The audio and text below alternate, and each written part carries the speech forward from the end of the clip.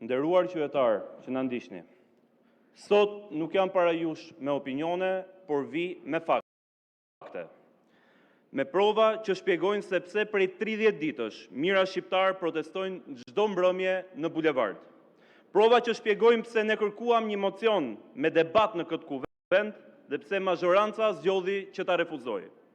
Dhe ironia e parë dhe më e rënda në fakt është që shumicën e këtyre provave nuk i ka mbledhur opozita. I kanë shkruar me dorën e tyre njerëzit që kanë qenë më pranë Edi Ramës. Prandaj sot nuk do të flas me fjalët e mia, por do të flas me faktet e tyre. Prova numër 1.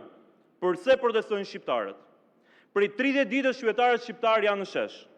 Ata nuk protestojnë për një parti, për një slogan apo për një aferë vetëm korruptive. Ata protestojnë kundër një modeli. Një modeli që e ka kthyer shtetin shqiptar në pronë private.